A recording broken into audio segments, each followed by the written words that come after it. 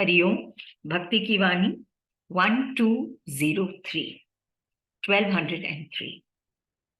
प्रेमी ने घुटने टेके, लोग कहने लगे प्रार्थना कर रहा है।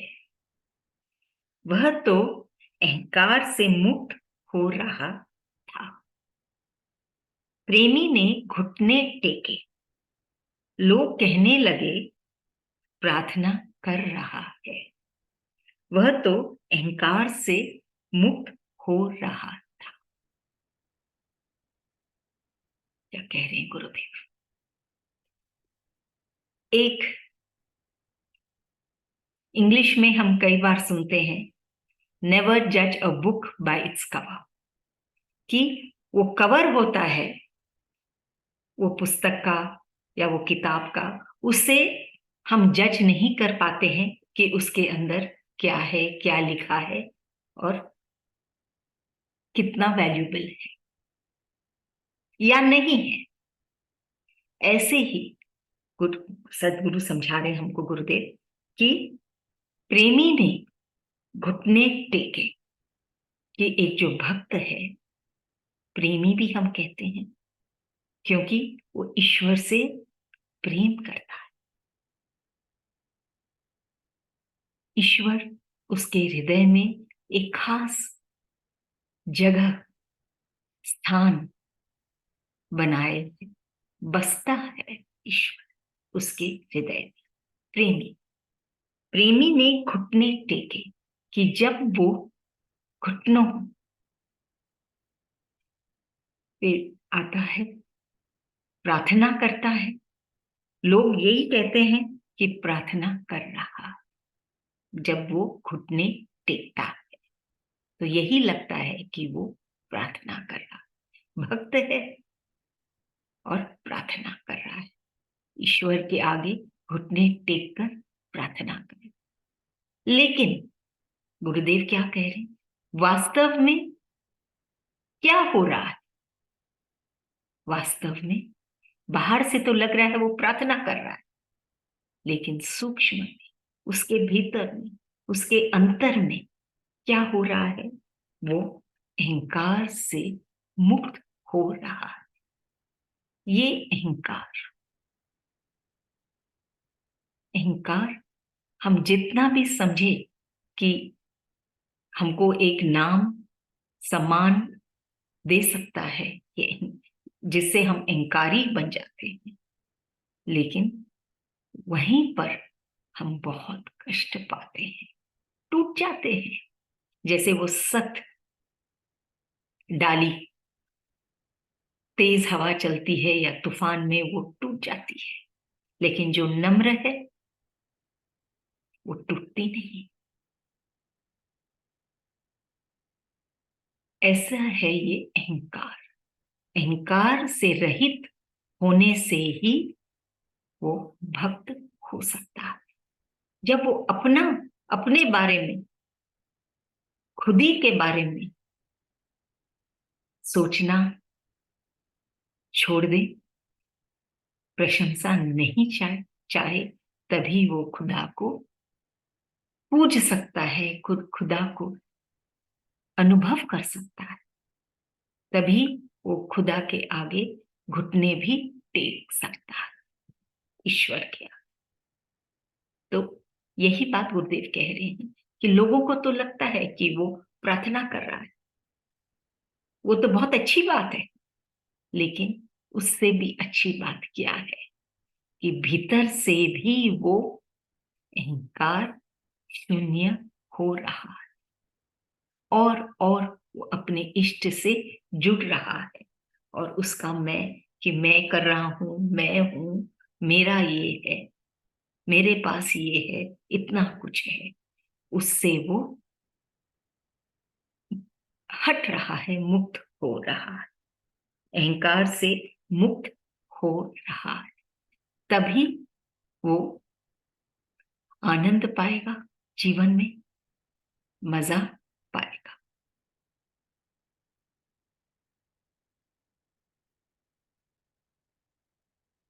कभी भी एक भक्त का लक्ष्य सिर्फ स्वर्ग नहीं होता। गुरुदेव तो ये कहते हैं सिर्फ हम स्वर्ग जाए या स्वर्ग लक्ष्य नहीं होता, बल्कि ईश्वर मिलन वो लक्ष्य हो, तब जीवन का आनंद है। घुटने टेक रहा है अपने इष्ट के आगे, दुनिया समझ रही है प्रार्थना कर रहा है, लेकिन उससे भी अच्छा वो भीतर से शून्यता से मुक्त हो, अहंकार से मुक्त हो रहा। जहां गांठ है वहां मधुरता नहीं, अहंकार में बंध जाता है प्राण।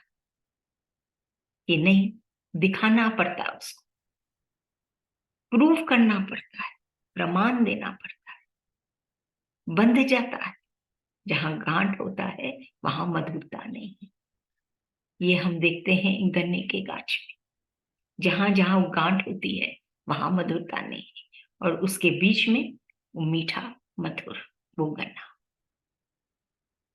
ये अहंकार रहित हो जाता है, सारी गांठ सारे बंधन हट जाते हैं, तब वो मधुरता आती है और वो ईश्वर को मिल पाता है, ईश्वर से मिल पाता है।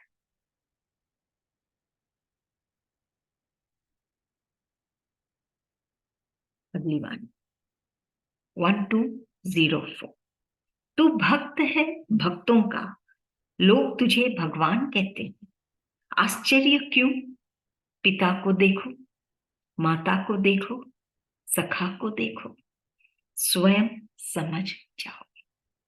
तू भक्त है भक्तों का, लोग तुझे भगवान कहते हैं। आश्चर्य क्यों? पिता को देखो, माता को देखो, सखा को देखो, स्वयं समझ जाओगे कि ईश्वर, तू भक्त है भक्तों का। कि जो भक्त है, जो ईश्वर में समाये हैं, ईश्वर को अपने भीतर समाये हैं और ईश्वर में समाने की क्या कहें वो इच्छा है, जो भक्त है, उन ऐसे भक्तों के भक्त हैं ईश्वर। ईश्वर खुद भक्त है भक्तों के, भक्त की जो एक ईश्वर को प्यार करता है, ऐसे ही ईश्वर भी भक्त है जो भक्तों को प्यार करता है, प्रेम करता है। तो ईश्वर भी भक्त है क्योंकि उनमें भी वो प्रेम है भक्तों के। तो वो भक्त है भक्तों के, वो उन्हीं में उन्हीं के साथ रहना चाहता है, उन्हीं के लिए तड़पता है, उन्हीं के लिए प्रतीक्षा करता है। ये ईश्वर कि तू तो भक्त है भक्तों के, लोग तुझे भगवान कहते हैं। लोग तो भगवान कहते हैं, लेकिन वास्तव में वो खुद भक्त है। किसके? भक्तों के, प्रेमियों के, उसके जो अपने, उसके वो भक्त हैं। लोग उन्हें भगवान कहते हैं।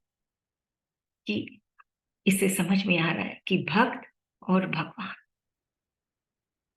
भक्त भी कितना ऊंचा है कि वो प्रेम कर पाता है निस्वार्थ। तो उसको भगवान भी हम कहते हैं। आश्चर्य क्यों? फिर गुरुदेव कहते हैं कि वो भक्त है भक्तों का, और इसीलिए उससे हम, लेकिन हम उसको कहते हैं भगवान। लेकिन आश्चर्य क्यों? क्योंकि हम देखते हैं दुनिया में भी,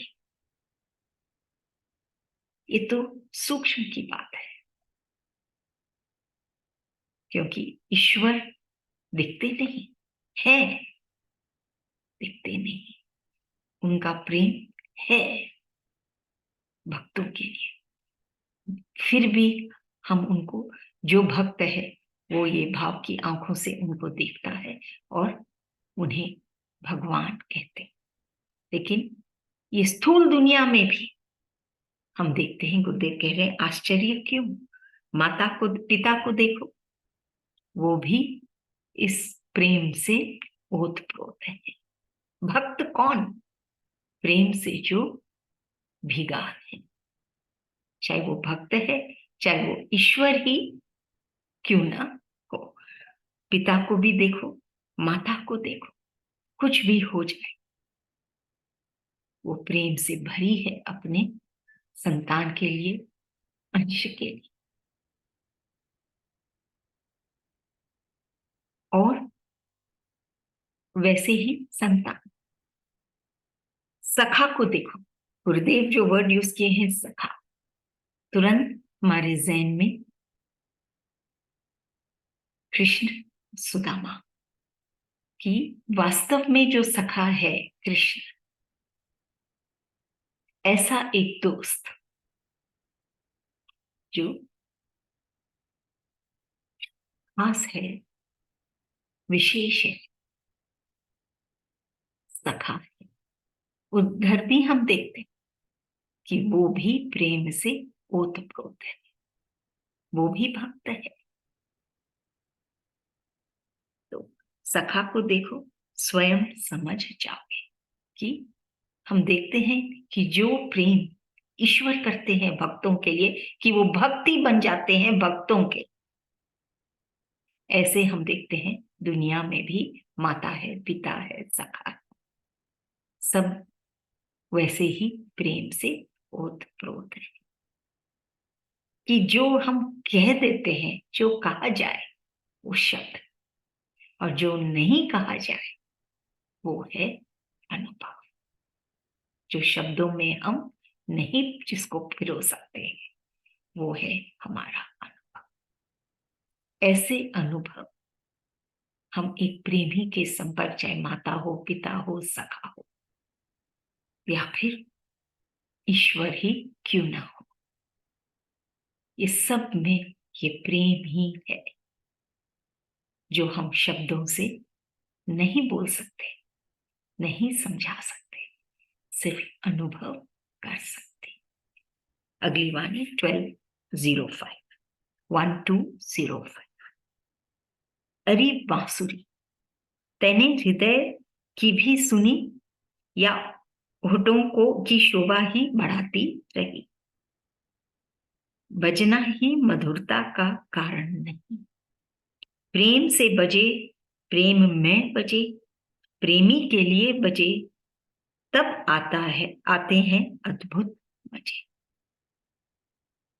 फिर से पढ़ते हैं। अरे बांसुरी, तैने हृदय की भी सुनी, या ओठों की शोभा ही बढ़ाती रही। बजना ही मधुरता का कारण नहीं, प्रेम से बजे, प्रेम में बजे, प्रेमी के लिए बजे, तब आते हैं अद्भुत मजे। बहुत सुंदर से शब्द लिखे गए हैं, और एक डीप बात,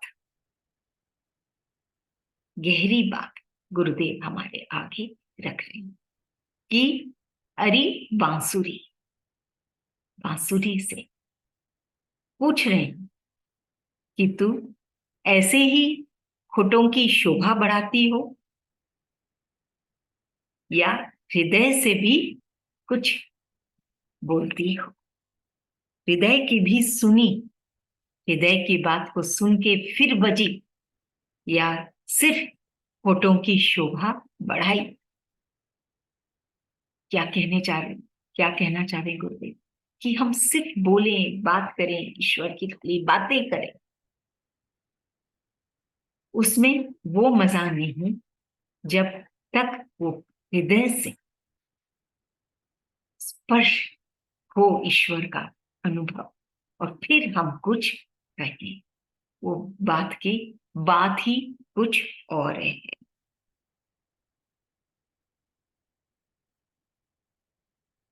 तब गुरुदेव कह रहे हैं कि बांसुरी तो ऐसे, कि जब तक हृदय से नहीं बजेगी, तब तक प्रेम में होके नहीं बजेगी, प्रेमी के लिए नहीं बजेगी। ये बहुत सुंदर बात है कि सिर्फ ऐसे बजना, लेकिन जब प्रेमी के लिए बजती है उसका भाव ही कुछ और है। जब मीत के लिए गीत निकलते हैं हृदय से, तब शोभा बढ़ती है।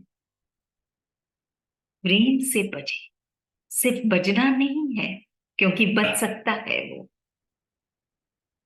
या बांसुरी बज सकती है तो सिर्फ बजना नहीं, बल्कि प्रेम से बजे, हृदय से निकले प्रेमी के लिए बजे, तब आते हैं अद्भुत मजे।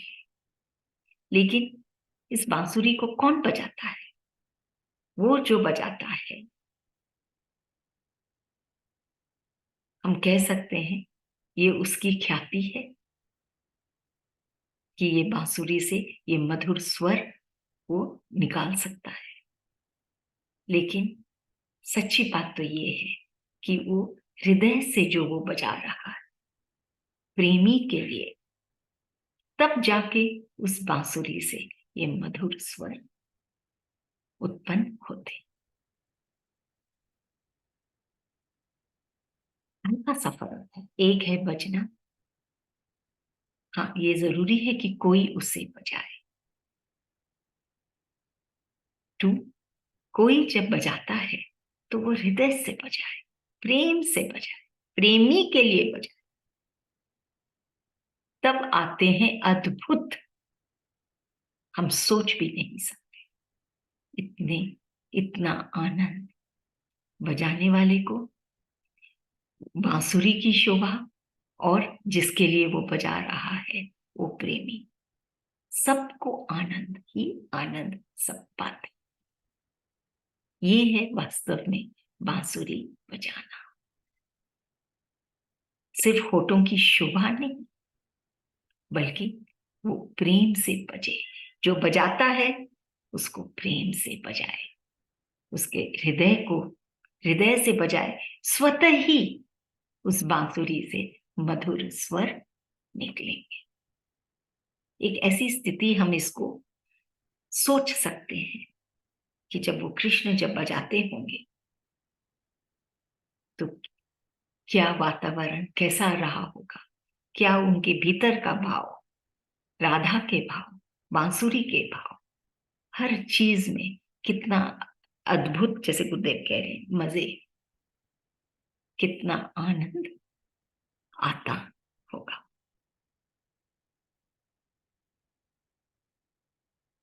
ये है ईश्वर या एक परम भक्त, जब वो बजाता है ये बांसुरी, तो वो बांसुरी सिर्फ उसके उनके होठों की शोभा नहीं होती, बल्कि अद्भुत मजे सब पाते। भगवान की लीला कुछ और है कि जो जमीन पे गिर गया है, जैसे हम देखते हैं मोर के पंख, उसको भी वो अपने मुकुट में धारण करते हैं। अधखिली कलियां वो भी अपने मुकुट में लगाते हैं, और खिला फूल हाथ में, कि उसे अहंकार न आए। जो अधखिली कलियां हैं वो तो मुकुट में, और खिला फूल हाथ में, कि अहंकार न आए, क्योंकि दूसरे हाथ में शस्त्र है। ये सब लीलाएं वही है जो इस बांसुरी के भीतर से वो मधुरता ला सकते हैं। ऐसे परम भक्त, जब वो बांसुरी सिर्फ होठों की शोभा नहीं, बल्कि एक अलग ही दुनिया में, प्रेम में दुनिया में, प्रेम की दुनिया में, जहां कोई कष्ट नहीं, जहां कोई राग द्वेष विकार नहीं, कोई संघर्ष नहीं, सिर्फ आनंद ही आनंद। ऐसी स्थिति में वो भक्त को ले जाती है ये बांसुरी, बशर्त वो भक्त के भीतर भी वो हृदय से ही उसको बजाए। अगली वाणी 1206। 1206। कर कंधे पर था, प्रेमी प्रेम में बंधा था, जगत बेचैन क्यों, मर्यादा भूल बैठा प्रेम। कर कंधे पर था, प्रेमी प्रेम में अंधा था, जगत बेचैन क्यों, मर्यादा भूल बैठा प्रेम। की फिर एक गहरी बात, प्रेम जो भक्ति का मेन गूढ़ बात है, विषय। बिना इस प्रेम के भाव नहीं, बिना भाव के वो भाव के आंसू नहीं, और उसके बिना ईश्वर से मिलन। जब तक वो प्रेम के अश्रु नहीं बहते हैं, तब तक वो भक्त ईश्वर से दूर ही अपने आप को पाता है। यहाँ क्या कह रहे हैं गुरु? कर कंधे पर था, कि ईश्वर के हाथ उस भक्त के कंधे पर था, साथ थे ईश्वर। प्रेमी प्रेम में अंधा था, लेकिन वो भक्त प्रेम में अंधा था, ईश्वर के प्रेम में अंधा था, दिख नहीं रहा था। वो सिर्फ ईश्वर के प्रेम में ही लीन था। कि ये भाव, ये कह रहे हैं गुरुदेव, कि वो शरीर के भाव से उठ गया था। ईश्वर उसके साथ है हमेशा, हाथ है कंधों पर, लेकिन वो इस शरीर के भाव में नहीं था। वो तो खाली प्रेम में अंधा था, प्रेम से पूर्ण था, कि उसको और कुछ नहीं दिख रहा था, सिर्फ ईश्वर का प्रेम। प्रेम में प्रेमी प्रेम में अंधा था, जगत बेचैन क्यों, लेकिन जगत बेचैन क्यों, मर्यादा भूल बैठा प्रेम। क्यों जगत बेचैन है? क्योंकि मर्यादा भूल बैठा प्रेम। कि वो प्रेम में इतना अंधा था कि कभी कभी वो इस तरह से कार्य करता था जो मर्यादा वाले नहीं उसको मान पाते, नहीं एक्सेप्ट कर पाते। वो प्रेम में इतना अंधा था, तो उसके कार्य भी अटपटे थे, कभी कभी मर्यादा को भी लांघ देते थे। लेकिन ये है भक्ति की पराकाष्ठा, कि वो शरीर के भाव में ही नहीं रहता, सिर्फ प्रेम में अंधा हो जाता है, कुछ नहीं दिखता, न शरीर, न ये संसार, न क्या सही है क्या गलत है, क्या मर्यादा है नहीं है, बस खाली प्रेम में समाया रहता था, ईश्वर के प्रेम में ही हमेशा झुका रहता था प्रेम से। तो बेचैन क्यों? क्योंकि वो मर्यादा भूल जाता था। इसीलिए कभी कभी दुनिया इस चीज को एक्सेप्ट नहीं कर पाती, लेकिन ये है प्रेम, ये है ईश्वर का प्रेम, जो शरीर से और ये स्थूल दुनिया से परे, मर्यादा से, शरीर से, सबसे ये प्रेम की दुनिया सूक्ष्म है। वो संसार में रहते हुए भी वो भीतर की दुनिया में ही जीता है। अलग स्थिति है उस भक्त की, उस परम भक्त की, कि जब तक बहुत सारे मेले हैं इस संसार में, महफिल है, लेकिन जब तक वो अपने आप से, अपने भीतर में, अपने इष्ट से इस प्रेम में नहीं समाता, अपने आप को नहीं जान पाता, तब तक वो इस दुनिया में अकेला है। जब वो ईश्वर को अपने भीतर देख पाता है, अनुभव कर पाता है, तब वो अकेला नहीं है। चाहे संसार में कितने ही जन क्यों ना, उसकी स्थिति तभी बनती है जब वो भीतर से खुद में, स्वयं में खुदा को पाता। तब वो ये भी कहता है कि अगर तू खुदा है तो तू खुद आ और मेरा हाल पूछ, मैं कैसे तेरे प्यार में अंधा हो गया। निश्चिंत है और दुनिया का की परवाह नहीं करता, क्योंकि वो ये सब हम देखते हैं, जैसे मीरा हो, राधा हो, इस तरह के जो भक्त हुए हैं, वो इस धरातल पर इस स्थिति में जिया करते थे जब वो ईश्वर के प्रेम में अंधे थे, और संसार में हो सकता है वो कुछ अलग तरीके के कार्य करे हो, जो मर्यादा से को का उल्लंघन भी किया, लेकिन फिर भी वो ईश्वर के ही होके, ईश्वर से ही मिलके, ईश्वर में ही समाए।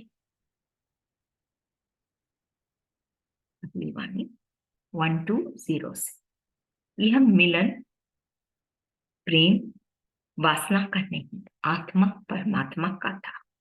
भक्तों ने राधा कृष्ण कहकर प्रेम की पूजा की। यह मिलन प्रेम वासना का नहीं, आत्मा परमात्मा का था। भक्तों ने राधा कृष्ण कहकर प्रेम की पूजा की कि आत्मा परमात्मा का था। किसकी बात कर रहे हैं गुरुदेव? राधा और कृष्ण के प्यार की, प्रेम था। क्या कह रहे हैं गुरुदेव? कि ये प्रेम का नहीं, वासना का नहीं, बल्कि आत्मा परमात्मा का मिलन था। राधा और कृष्ण का मिलन, कि ये सिर्फ प्रेम से भी गहरा, क्योंकि प्रेम में हो सकता है एक कण मात्र उसको अपना भाव भी हो, अपने का भान हो, लेकिन आत्मा परमात्मा के मिलन में अपना कुछ भी नहीं, कंप्लीटली वो भक्त मिट गया है। तभी वो मिल पाता है जब वो मिटता है। ये कहते हैं आत्मा परमात्मा, कि ये शरीर नहीं, ये अहंकार नहीं, कुछ भी नहीं, प्रेम भी नहीं, वासना भी नहीं, लेकिन सिर्फ आत्मा और परमात्मा, उसी का ही अंश है, उसी से मिल रहा है आज। यही है प्रेम, यही है राधा कृष्ण की का प्रेम। लोग प्रेम की पूजा करते, लेकिन यही था उनका मिलन का भाव, आत्मा परमात्मा का मिलन। भक्तों ने राधा कृष्ण कहकर प्रेम की पूजा की। प्रेम भी बहुत अद्भुत, लेकिन जब सब कुछ मिट जाता है, एक कण मात्र भी भान नहीं रहता, तब वो प्रेम से भी ऊपर आत्मा और परमात्मा का मिलन होता है। वासना तो सिर्फ शरीर की बात है, प्रेम उससे सूक्ष्म, लेकिन आत्मा परमात्मा वहां पे वही, ऐसा ही वो ऐसा प्यार था राधा कृष्ण का, शुद्ध, जहां पे और कोई नहीं, सिर्फ आत्मा परमात्मा से, वो भक्त और वो भगवान। कि ऐसी स्थिति में कौन पहुंचता है? शुरुआत कहां से होती है? कि जिसके मन में किसी के भी प्रति धिक्कार न हो, किसी को कोई अपशब्द न कहे, कोई धिक्कार न हो, वही योग्य होता है, अधिकारी होता है, योग्य होता है कि वो ईश्वर से मिले, ये शरीर के भान से उठे और ईश्वर का मिलन। यह मिलन प्रेम वासना का नहीं, राधा कृष्ण का, प्रेम से भी ऊपर। वासना तो सिर्फ शरीर का, आत्मा परमात्मा का था। भक्तों ने राधा कृष्ण कहकर प्रेम की जाप की। जितना हम गहरा इस प्रेम में जाएंगे, देखते हैं हम ऐसे भक्तों को, ऐसे संतों को जो ये प्रेम से भी ऊपर उठ के आत्मा में रमने लग जाते हैं, और वहां वो सिर्फ परमात्मा से मिल पाते हैं, और कोई नहीं, कोई शरीर नहीं, कोई कुछ भी नहीं, कण मात्र भी नहीं। अति शुद्ध पवित्र हम क्या मिलन।